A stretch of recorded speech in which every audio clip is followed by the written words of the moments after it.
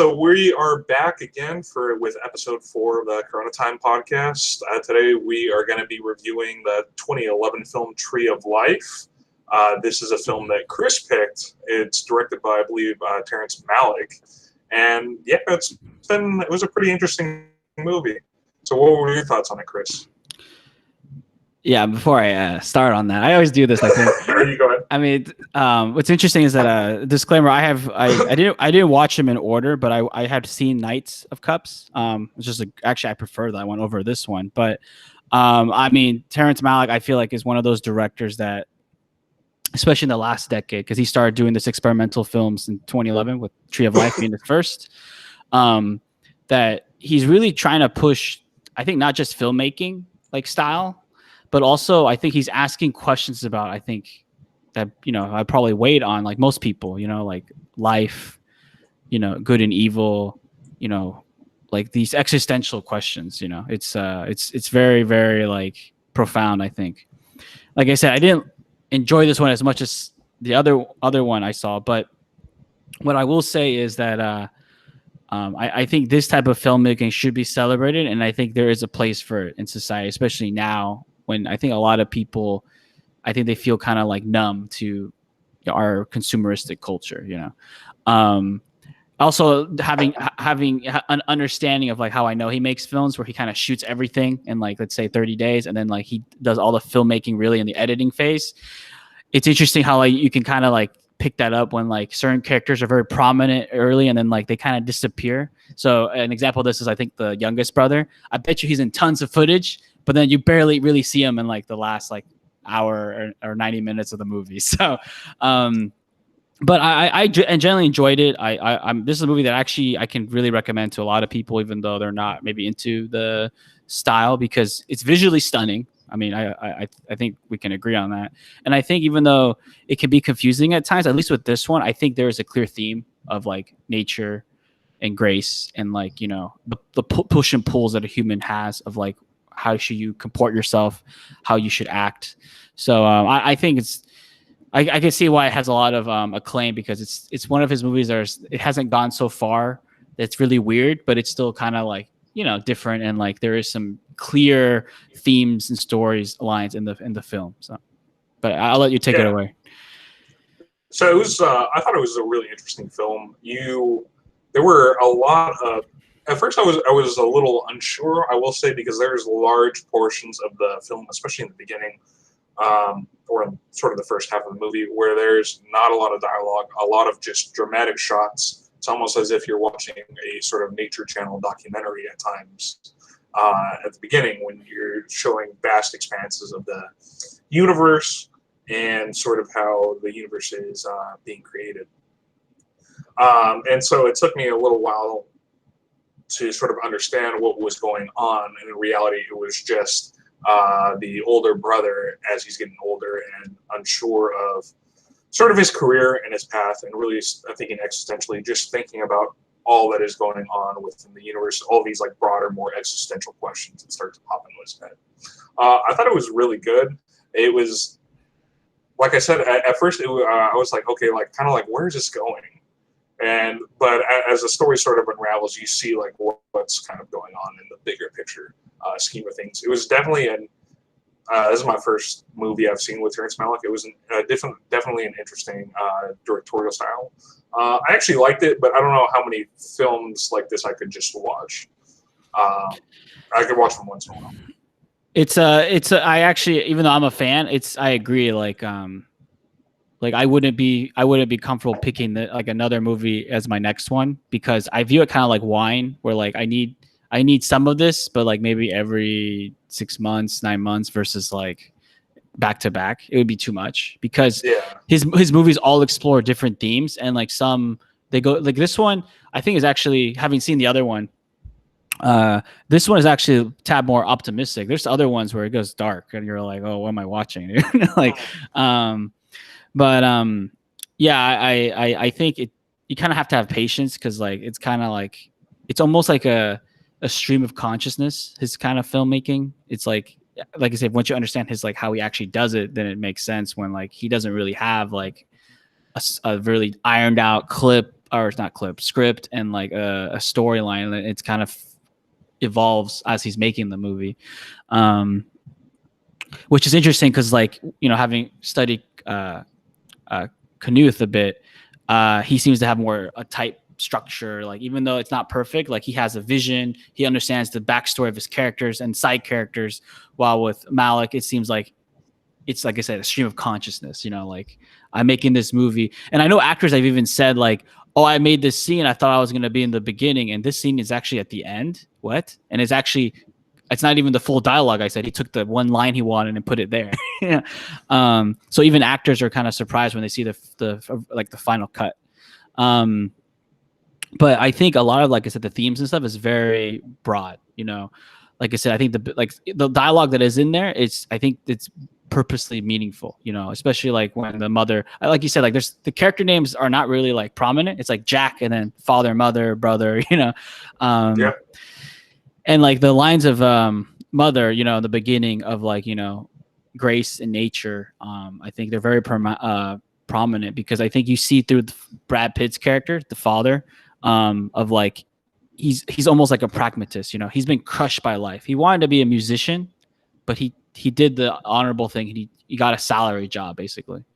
And it actually a little hint of anti-capitalism of like, once he was deemed not really valuable, they wanted to discard him.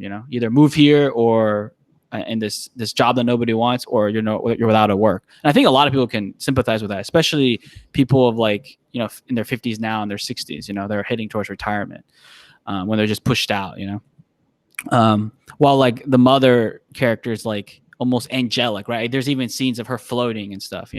So she's almost represents like the universality of like love and forgiveness and stuff like that. So she's, like I said, very angel-like. And so Jack is pushed between both directions, right? The real world is telling him, you need to be pragmatic, you need to be strong. But his mother tells him to love everybody, to be a better person and stuff. So I think that's why this movie played well with the public versus his other ones, is because that I think most people can kind of like, sure, embrace and sense, because I think those are the same pulls most people feel in their own lives, Yeah, I mean, it's a little bit of sort of yin and yang, where you have sort of more opposite parenting styles, but oftentimes they kind of sort of balance each other out when you're raising kids. Jack has he reacts sort of differently to his dad as a kid. He gets a little like more bitter and jaded to some of the treatment of his dad, which is kind of interesting. So I guess I should preface by saying. We'll get back into this a little bit. I sort of want to dial back. I thought it was interesting at the beginning of the film where they're sort of looking back as to when the younger brother, who is shown in quite a bit of the film, they get a call announcing his death at the age of 19. And with the main character, that being Jack, the oldest brother, you see sort of him when he's an older adult, and you could tell he never quite got over his brother's death. It's just something that sort of bugged him or stuck with him, and that's completely understandable. And you get that with even his conversation that he has with his dad, saying, I shouldn't have said that to you. He said something I'm sure was hurtful regarding his brother's death, because they had sort of a tumultuous relationship. But there's a lot of sort of existential questions that are brought up in the film. A lot of it is, or like one that I picked out is like, why does certain people kind of die? I think for anyone that's sort of lost somebody, that's always sort of popped into your head. It's like just trying to make sense of like a certain person's death. That's definitely happened to me, and I'm sure it has definitely happened to a lot of people out there, trying to make sense of something that you really can't make sense of. And yeah, and thinking of the beginning of the movie, I think you're spot on, because the few actual direct biblical references is the book of Job. And that book is really all about that question of, has God forsaken me? Because all he does is inflict pain on my life. And, how can a God that's loving and just do this? And I think a lot of people have those questions throughout their lives because of tragedy, usually, or sorrow, that it just happens and there is no explanation. It just happens, because like I said, we're never really told how the younger brother died. Was it accident? Was he No. sick? We get told, but I think the reason it's not shown to us is because I don't think it's relevant, right? It could just be sudden or it could be over time, but like, why did this happen, right? Why are we suffering? Right. I thought it was also there was an interesting scene where like one of the side characters, like when they're like mourning, she tells the mother like, "Oh, yeah, you have to focus on the other two kids now," and she just gives it this look like, "Okay, like that's supposed to make up for it." Right. It's kind of like, yeah, it's kind of like when people are trying to console you, and sometimes they just give you garbage advice. Like, what are you talking about? Like, they just don't say the right thing. And that does happen quite a bit too. Yeah. Yeah, but you can tell clearly the lady just she was trying to say whatever she could to make her feel better, and everything was just coming out kind of wrong. If you will. Like an air of lack of compassion, I would say. Also, it's also that like I would say that kind of like small talk problem where like you want to fill the void, but sometimes silence is like actually appropriate and like you just don't say anything. But I think we've all met people where like they just feel like they have to like say something, and so like they're just saying random thoughts, and sometimes they just don't hit well at all. So some people just hate awkward silence with a passion. I've met people like that. They always kind of have to fill that void. For some reason. I don't know. I'm cool with silence at times, but that's like a personal thing. The other thing I wanted to like ask you, because this is essentially in some of the beginning shots when you see sort of the universe being created, and they take a lot of shots of space, and then you see the asteroid hit, and I believe it was right around that time you see the scene with the two dinosaurs. I wanted to get your sort of thoughts as to like why you think that Malick included that scene. Yeah, so that whole sequence is actually really awesome.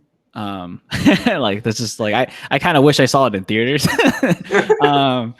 And I could see actually this movie, like if you had like a big TV, I could see definitely people like smoking weed and watching this movie. But I think that scene's in there specifically because I think he's trying to show that like we often think of love, compassion as just a human thing. And I think he wants to show that it's a universality. It's a like, even like species that are not like, let's say hyper intelligent, you know, like our Homo sapiens are, that they also can exhibit like nurture, love, and like, right. Cause honestly, I'll be honest with you, when I first saw that scene, I thought I had my biases. I thought the dinosaur was going to kill the other dinosaur. Like, oh, it's free food, you know? Instead, he just looked at him, you know, made some noises, and then walked away. So I guess was that kind of signaling back to the beginning, or I wanted to get your thoughts just because you said that. Was that sort of because at the beginning the mom said, you know, there's sort of two paths you can take, that of nature and that of grace. In that sense, wasn't the dinosaur sort of taking the avenue of grace? Yeah, by showing compassion. Yeah, because grace, I think, if my interpretation is correct, is if Malick is definitely pulling from the biblical stuff, is the divine, right? It's to be above, you know, your animal instincts, right? Your desires controlling you, while nature is, like I said, like the desire, eating, having sex, all the pleasures of life. That's what I should have said. But yeah, like the dinosaur that had all the power, he easily could have just killed him, ate him, or saved him for later, but he chose not to. I think that's why that sequence is in there, but that's just my interpretation.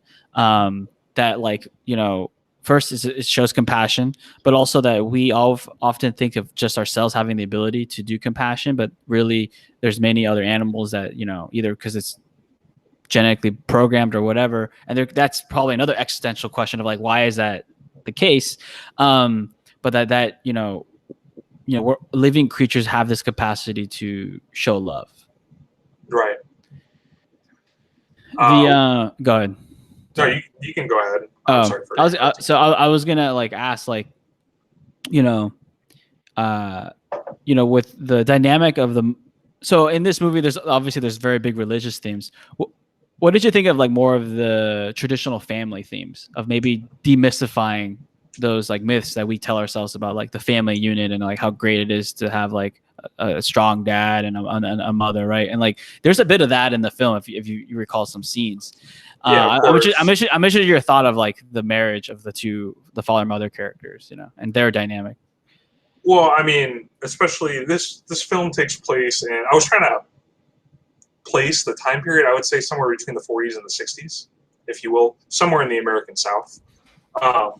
And a lot of times, even today, within certain people, they sort of glorify that period of time because there was like a high level of employment, high level of, I would say, equity, like in terms of your income, if you will. We didn't really start seeing problems until the 70s with sort of income inequality starting to become an issue.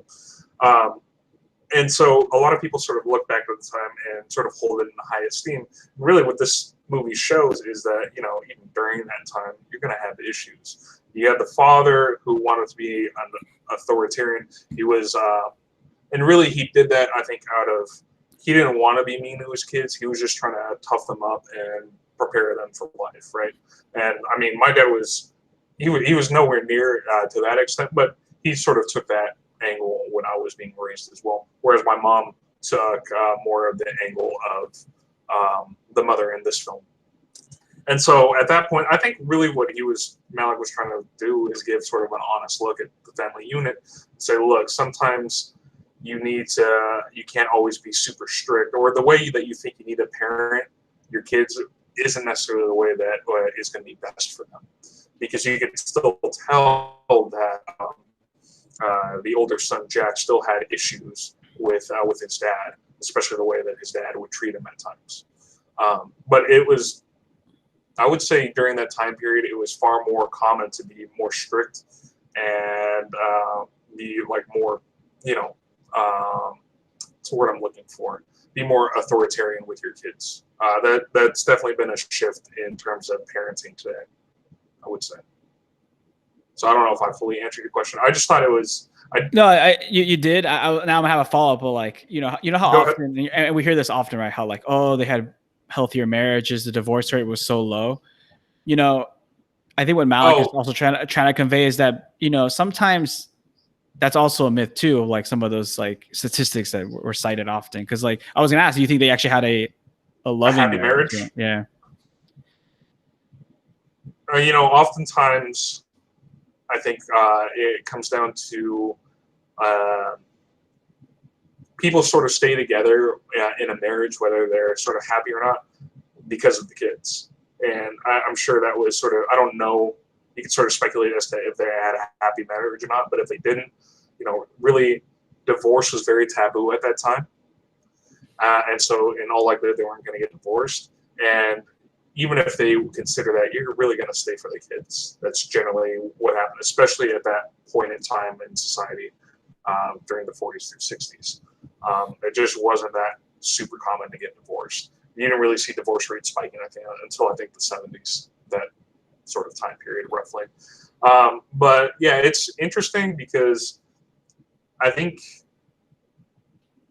the character that Brad Pitt plays, the father, he definitely takes out some of his frustrations at work, or sort of the path that he took, I think, on his kids and his family at times. Just like you said, he wanted to be a musician. That didn't sort of work out. He chose his path to work at the power plant. And so he said, well, you know what? I'm going to get ahead and just work my butt off and just make a bunch of patents. And he did that, but every time he went to sort of file for the patents, somehow he always ended up losing, kind of showing the sort of plight of, your working class, if you will, how they sort of get screwed in the big scheme of the system, even back then. And so all of those frustrations sort of get pent up, and yeah, I think that sort of comes out in the way he treats his family. Yeah, I mean, I think that was kind of the read I got. I was interested because I could see how you can have some different interpretations of like, because I know people in my life that would say like, oh yeah, there's issues, but that's how it should be, like there should be the dominant father figure, and like the children should just obey and like not question, so. Yeah, but that's just not, I would say, reality. Or if it is, it's not necessarily going to make anybody happier. I don't know. They're sort of more, again, existential, like, parenting questions, if you will. And I don't know if my personal view is I don't think you can raise every kid the same. I think certain people have different personalities, and you're gonna have to sort of figure out and raise them accordingly. By the way, this Right? is this Some is a kids are side. more mature than others, some are not. It's very Yeah, no. side note, but yeah. No, yeah, I think you're kind of spot on. No, but here's a side note, real side note. So I'm watching the movie, right? And then I'm like, wait, I recognize this. There's some scenes that are filmed in Austin, in the Yeah, I can see that. city hall, and I was just like, oh, interesting, yeah. Yeah. Because like I think Brad Pitt, his scene where like he's looking in like I forgot what it was, but he's like in a courtroom. That's like That's when he's trying to file for the patent application. Yeah, and also when he's like looking up, like you can see the pictures. I think they blur it out on purpose, but you can see the pictures of those are supposed to be the former Texas governors. Right. So the I thought that was interesting. I was like, oh, Austin, I've been there. Great city, by the way. So I'm doing a little plug for that. So That's fair. Uh, Yeah, so that was interesting. What did you think of the music that was being used throughout the film? I really personally liked, especially when you had the very dramatic shots. A lot of times they plugged in that very angelic choir singing, and I thought that just played really well with sort of the ambiance of the film. I don't know if you felt the same. Yeah, I know. I mean, I was gonna say that like when you mentioned music, I know that I think it fit every scene, kind of fit perfectly, but also because it seemed like there was this religious subcontext to the movie that I think the music choice is very appropriate. Where like it seemed like choirs, angelic, it's interesting because like this movie, you can tell like all the real work is done after the footage is done. Like I mean, the actors deserve credit, but like honestly, Brad Pitt said like 30 lines. All the real movie making magic happens in this editing, and you can tell they put a lot of thought in like what scenes are in there, what music is in there, because you can control that, right? You can review it over and over again. So. And I don't know how long it takes him to, go over every little segment of it, but I bet it has to be like, spot on because all the work is backloaded, right? It's after you get all the footage and stuff. So, right. I think I think for further emphasis that there was sort of religious sort of pretext, or like that religion was sort of or I wouldn't even say that, the spirituality aspect of the film, that was sort of a big theme was. If you look at in the beginning when things are not going well with Jack's career, that being the oldest son, and he's a lot older, and he starts, thinking of all these existential questions. One thing that I kind of noticed in Malick's style is he ended up taking a lot of shots that were upward facing. So a lot of sort of from the bottom up aerial, like pointing to the heavens a lot. And even when there were shots that were of characters, even when they were level, their eyes or the direction their eyes were looking was always up, as if like they were looking to God in a way. And so I thought that was a really interesting direction that sort of further conveyed, I think, what he wanted to get across. And that was sort of twist. Yeah, and I'm happy you noticed that because like I often don't think of those kind of things when I watch in a movie. But what I will say, having watched now 2 of his movies, is that if you really want to understand his movies, you have to like look at those kind of details because he's not going to put dialogue in there to explain anything to you. So right. You have to look at all the details of, like you said, like what it's the shot, what's the camera angle, what's the music, what's in the background sometimes even. It's all like visual. It's visual storytelling, and that's why I find the movies, not just the themes, experimental and existential, but like even the film style is like experimental because he's trying to basically tell you the themes in the story without actors actually doing a lot of the talking that we're used to, right? Long monologues, like when you watch a lot of normal, I'm going to say like more mainstream movies, they usually explain in subtle ways, through dialogue, like an exposition of like what is going on, what will happen, so. Yeah. I mean, this movie was definitely like visually like eye candy for a lot of times. Like this would have been crazy, I think, to see in like even like IMAX, if you will, for some of the space and nature scenes. But yeah, cinematography wise, I think I give this like a 10 out of 10 because it was just so visually kind of appealing. The one thing that I will also I thought that was kind of interesting, since this movie is called Tree of Life, in one scene when you're starting to get to know the relationship between Jack and his father, they literally plant a tree, and so he's like sort of watching and helping his like kid. And I was like, oh, okay, little plug there for like literally planting a tree. Yeah, that's sort of like them doing it together shows sort of their interconnectedness in that.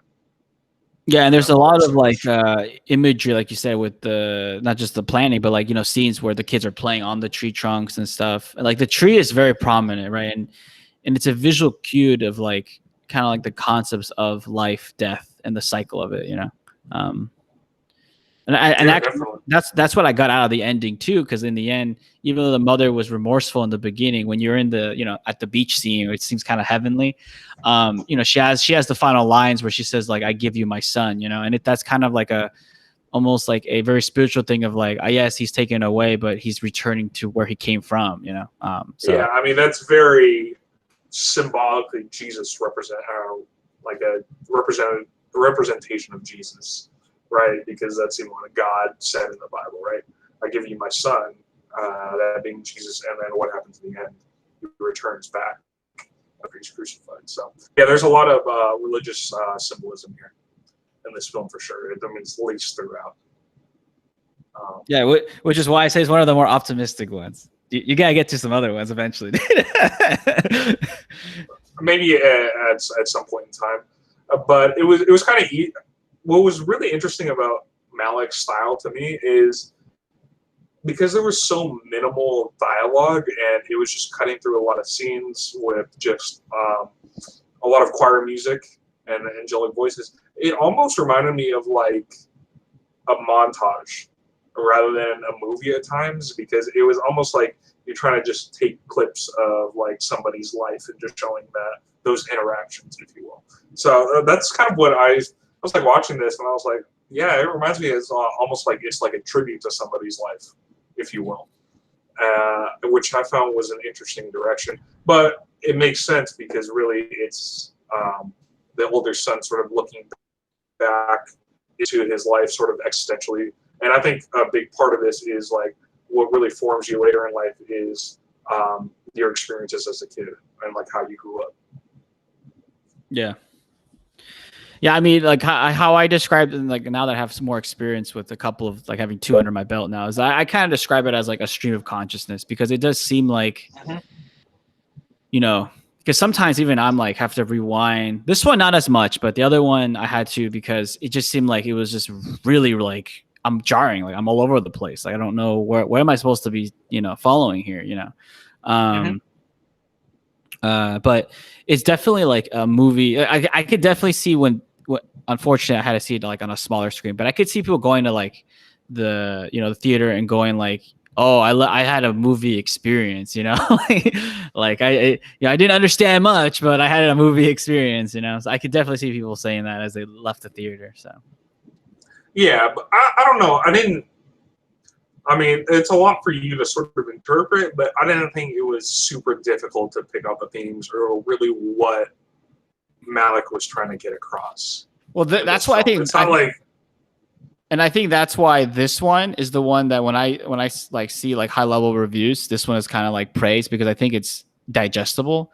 Having seen the like the other one, that one was like, I know I saw one movie after I watched that one, I looked at a movie review, like a Hollywood guy, you know, not like a YouTuber, and he was just like, I didn't understand this movie sucked, like I can't believe like I just sat through that, like it just seemed like random clips. And that one I would say was a lot harder to like comprehend, even though I found it to be even more profound, and I actually liked it more than this one. But to your point, I think these, even if you're like only have a superficial knowledge of religion, you can kind of pick up on it. You would have to be like so homeschooled to not like I mean, I think it's partly why it's not that difficult is because it's a pretty relatable kind of film in terms of some of the existential questions that people pose. I mean, I'm sure the majority of people have like thought of some of the themes that he talked about in this film. It's not like quite like, I think even Upstream Color, which is the last film we reviewed, some of the themes were like what what Carruth, who was the director of that film, was trying to get across was somewhat harder to pick up than this film, at least in my opinion. Especially in terms of, in that film, there was a specific character, if you want to go back to our last episode, that we had quite a bit of debate about, who was the sampler. And we both sort of debated sort of that character quite a bit in the film. I think there's a lot less sort of interpretation in this movie. And I think that a lot of people would enjoy it because of that. Yeah, I agree. This movie is good, and I actually like Malik's style, like this new style. What's crazy is that like he to do some background, he was famous for Badlands and I think The Thin Red Line, which I haven't seen, but they say like those movies are actually structured much more traditionally. And then he took a hiatus, probably self-discovery. That's the kind of directors I like, self-discovery. And then he started making these newer films in the last decade. And it threw people off because they thought they were getting the Thin Red Line kind of stuff. And, you know, they see Tree of Life and like, oh, interesting. And I think he gets progressively more abstract. And now people are just confused about what is he trying to do. So I mean, that happens a lot in certain filmmakers' careers when they have a lot of success, you know, doing things. And because they have that, then later on in their careers, they sort of are like, I've already done what I need to do. Now I can do what I really want to do later on. And I'm sure for Malik, it's at this point, you know what, these are like my pet projects. If he was at the start of his career, he would not be doing these kind of films. Yeah, I actually recommend. He wouldn't have that name recognition. Yeah, I recommend that you actually watch some actors' interviews because they actually say that they're never gonna work with him again because apparently I forgot the name of which actor, but like he was sharing a story how like he thought he was the lead. He was on the poster, even said starring, and then he's not even in the movie. He cut them all out, dude. I was laughing. I forgot his name, but the actor was saying like, yeah, he didn't even know he was out until the premiere. Dude. He was watching, he's like, wait, I'm not in the movie. I have 3 seconds. That has to be brutal as an actor. It is, and I know a lot of actors hate him because of it. But they find it. They do say that on the flip side. I know Brad Pitt said this, that like it's definitely the most surreal acting experience because everything is kind of shot like I said sequentially. There's very few takes. He just wants all the raw footage because he says he'll figure it out. He'll put it all together later. Because usually actors are used to like do this scene and the director says, "Oh, we should work on this technique," and no, he just says like, "No, this is what I'm going for. Just go for it and keep trying." And when you feel like you finished, you know, I'll either agree or disagree, and then we'll move on to the next day. So it's a very unique filmmaking experience on the actor side too, right? They're so used to like kind of like their Scorsese style of like, you know, cut, you know, can we try this? You know, oh yeah, good idea, let's try that, you know. But it's it doesn't like take a lot of your time because you can do your days and then you can leave, you know. It's a movie weaved together all in later. It's what's crazy about it. So it's everything we see is something that he weaved together because actors often say that like scenes that they see in the beginning should have been in the middle. They thought it was gonna be in the middle, or like the ending. They're like, wait, we filmed that like day 2. Like what? You know, it's crazy. So I mean, you could definitely tell based on the way this film was shot, everything about it, that really the beauty of it came from post-production. Yeah. Right. It's not like you see films where it's kind of like they have like a sort of a single shot. You could tell they already like sort of had some idea. At least most films, I would say, you have an idea of where you're going. You're going to shoot it, and there's going to be some post-production touch-up, and then you're going to be sort of good to go. Right. With this one, it's like you could tell it was post-production heavy in terms of like the weaving and a lot of the CGI and scenes that they sort of needed for a lot of the space and nature scenes. So yeah, that's one big difference from this film than most films that I kind of watch. Yeah. So I think that can also be jarring to like I would say a more normal moviegoer because that's something that even though there's always a lot of work in like the editing and sound and post production and those kind of like steps in the movie making process, to be very heavy reliant even on a narrative level, that's usually not the case, right? Scripts are approved by the big studios and stuff, and they want to make sure that you're hitting all the check marks they like, you know. going back to Clerks, how we make references to the fact that like Kevin Smith couldn't do a movie because he couldn't get past any of the pre-production check marks. Could you imagine? You're right. That's why he probably, like you said, had to do his more traditional work earlier. But also probably as a filmmaker, you want to like master that first and then experiment, you know. But could you imagine him saying like, "Yeah, I want to make a movie, and this is the script. It's 3 pages basically, and yeah, we'll figure it out." I mean, people be like, "I'm not giving you money." Like, what is this? So this is like random. But I think, but that's why I think it's important to highlight movie directors like him, because I think, you know, especially nowadays where it's so corporate driven, unfortunately. You know, it's good to see like, you know, directors understand that there is art in film still, and like it doesn't just have to be about box office numbers, you know. Right.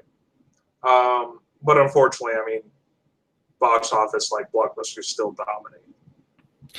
Yeah, because it's like candy, you know, it's easy to digest, and like it gives you that initial rush, you know. But the problem with a lot of these, like I would say normal blockbuster films, is that I don't really understand how like people can talk about them for like hours, because really you could really succinct them probably in 15 minutes, you know, or less. Yeah, because they're not really, there's nothing really to have a conversation about. I mean, you could talk about your favorite comic book. I guess you could always make a conversation about like how the comics and comparisons and stuff like that. Well, with like say like Marvel movies, they're like, you know, the big craze and blockbuster, and a lot of the hardcore fans, they'll talk about, you know, is this really the character direction that it should go from the film, and they relate that and compare it based onto the characters in the comics. Like some hardcore fans are like that because that's really what they're into. So I can understand that.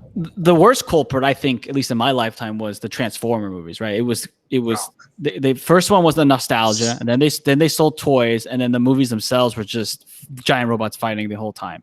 So I mean, which is fine, but I mean, there's only so much of that you can handle. I mean, I don't know how. Michael Bay, you know, when you're going to a Michael Bay film, it's just going to be little plot and all action and explosions. That's what it was. And he had one of the easier franchises to work with, because like, I mean, Transformers is about like a civil war, but even the original animation, like it had way more, you know, plot and some discussions than those movies that just became like, let's have a mega scene where like we just blow up the half of the planet, you know. So, and then obviously Michael Bay has to cast just a hot chick so that he can get some boys to come in. So, who said nothing? Whether that was Megan Fox or the other actress, the other Victoria's Secret model, it's like, damn. It's all about the money. Yeah. And that's what they were trying to do. That's why we appreciate in this podcast. That's what we're trying to review, is films that don't really follow that sort of style. You know, have a little more substance and probably aren't as well known as some of these other blockbuster type films. And this is definitely far from a blockbuster type of film. I guess one scene that I thought was interesting, and I kind of want to get your take on, was at a certain point when Jack is going through his more rebellious phase, he breaks into his neighbor's house and steals I think it was his neighbor's underwear. Yeah, undergarment. And he sort of takes it, his undergarments, but then he goes and he hides it under like a log. I was wondering why he chose to do that. Yeah, I mean, I figure you might bring this up because it's one of the more confusing scenes in the movie, I think. But my interpretation is that he's becoming a teenager, so he's feeling these. So he's just going through puberty. Yeah, he's going through these sexual urges. Honestly, that's kind of like nowadays our current standard. That's kind of illegal and creepy to steal people's undergarments. But I think he knows.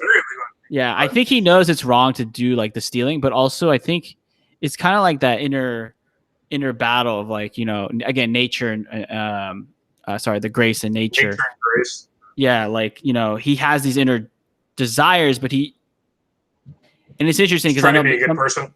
But I know some people would, but I know that in our current philosophical era, where you could argue like, you know, it should be okay for him to express these desires, health in a healthy way.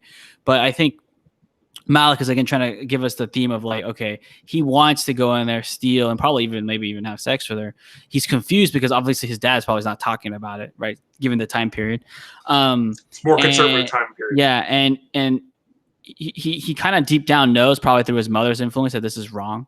And so yeah, he hides it, and then he even throws it away because he wants to, like, and there's even lines later, right, where he says like, I want to go back to like my brother's innocence, right? I want to be like them again. But he's had I'm going to use another biblical reference. He's tasted the apple of knowledge now, and he can't go back,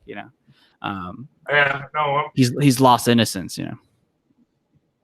Makes sense. It was just sort of interesting, the childhood experiences that Malik chose to put into his film.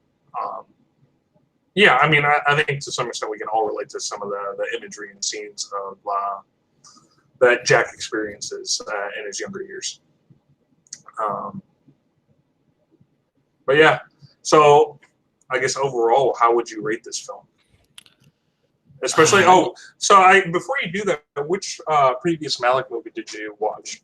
The Knights of Cups. I honestly, Cups. I love that one. Yeah. And were there similarities in terms of style and direction? Yes, definitely similarities in styles for sure. Because the themes are a little more abstract, a little bit darker, it's harder to pick up on. It's a little bit more jarring, actually. There's a lot more cuts to different time, not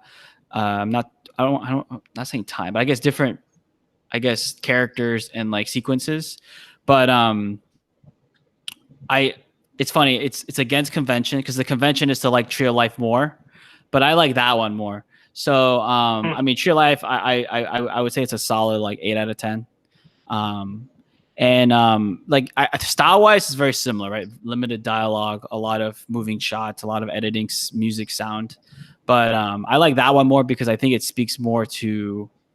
I think it's if Tree of Life is a exposition on like the concept of grace and nature, and also maybe, and like I said, I think the ending is actually very optimistic of like, we could be one with the universe, like I said, spirituality and nourishment.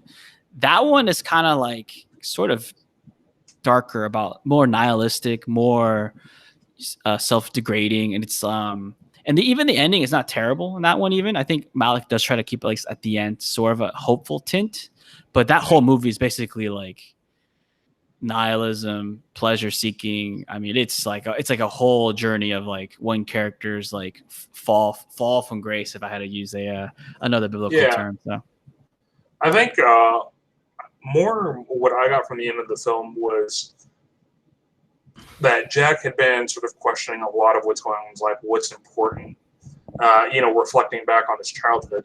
But I think at the end, really, when he sees everyone, it's sort of a reference to like heaven or like the afterlife, where I think he sort of becomes at ease when he realizes that he will get to see sort of everyone, again, everybody he loved.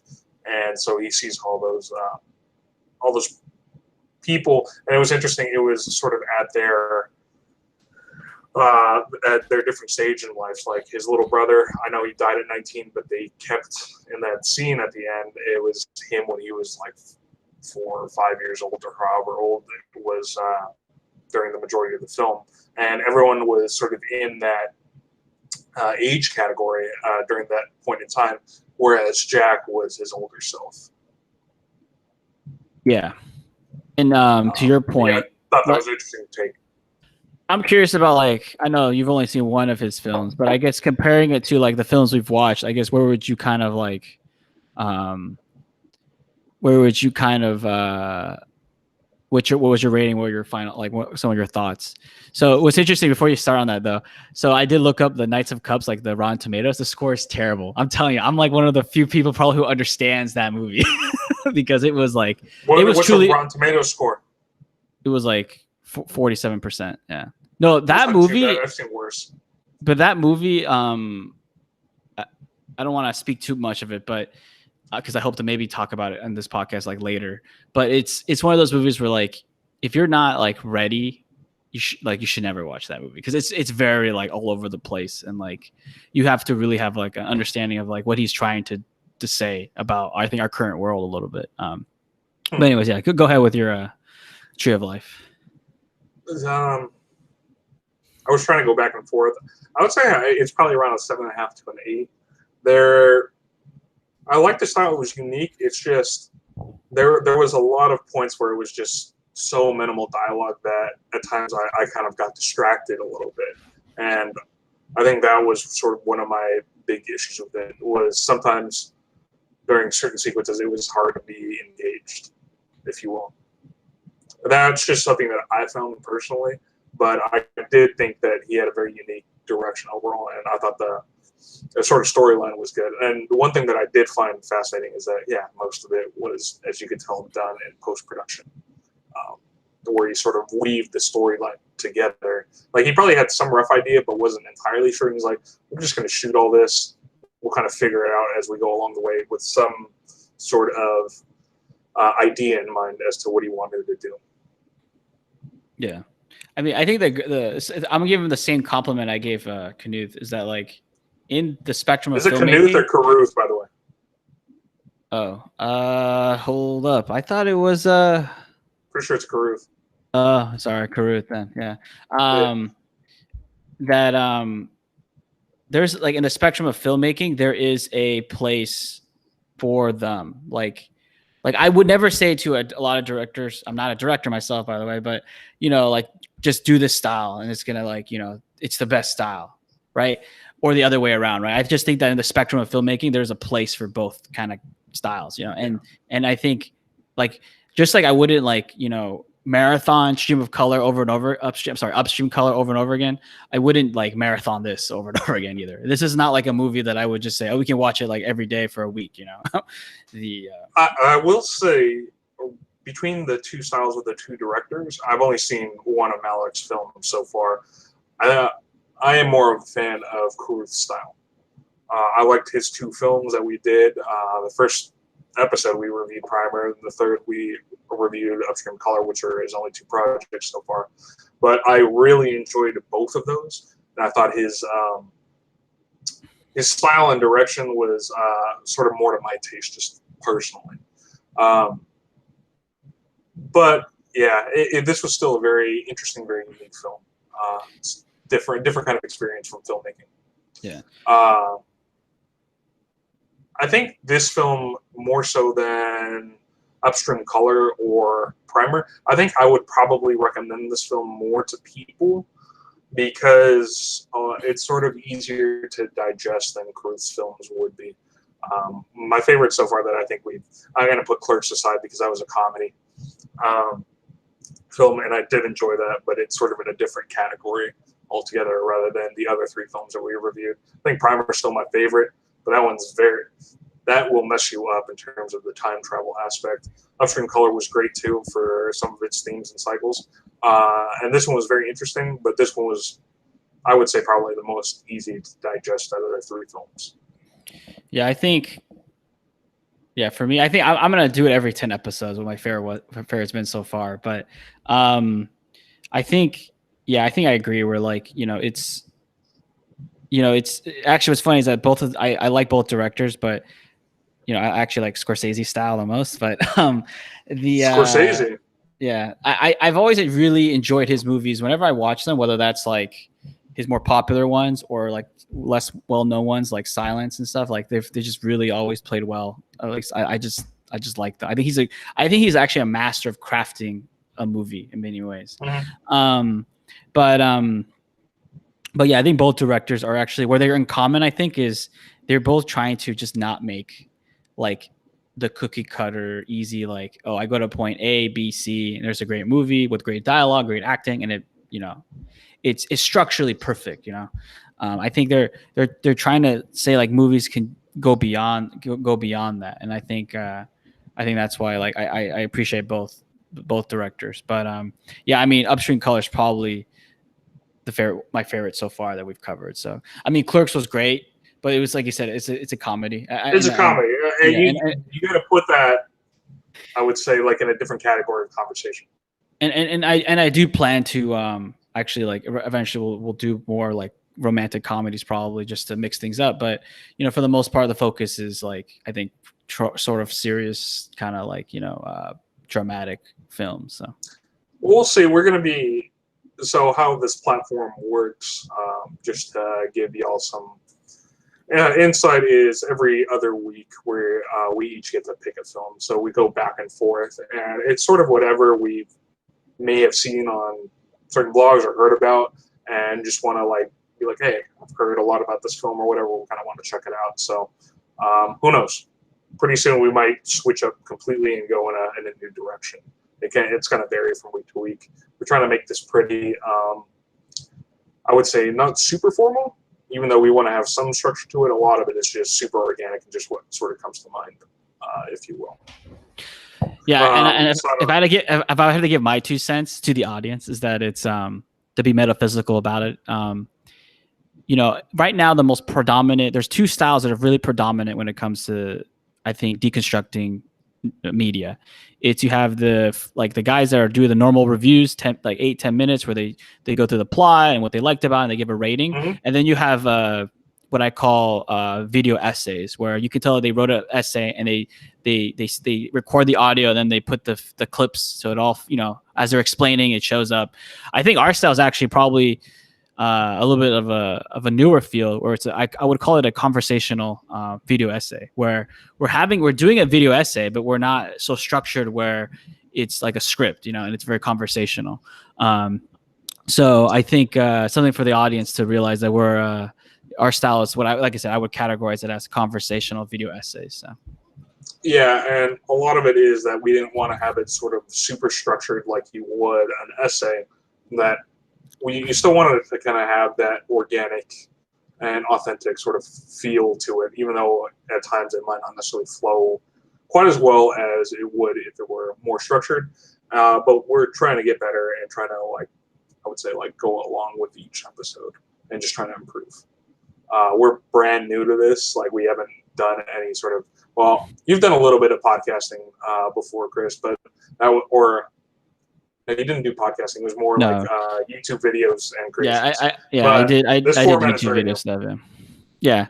And honestly, I think we'll see where it leads, but I do like that phrase, conversational video essays. I don't think that's something that's coined yet. So so you will take credit. All right. Of course.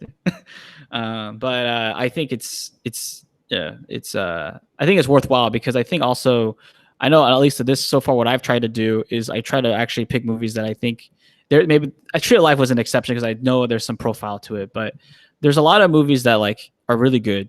They explore interesting themes and nobody actually covers them, because honestly, it gets lost in the noise, as I would say. So. Yeah, I would agree there. But yeah, I mean, so far out of the 4 films we've reviewed, it hasn't really been a bad one. I think to an extent we've liked all of the films that we've reviewed so far. So yeah, we'll see if this trend continues as we go along, if you will. I think the lowest grade either of us has given has been like a 7.5. Yeah. Which is pretty good.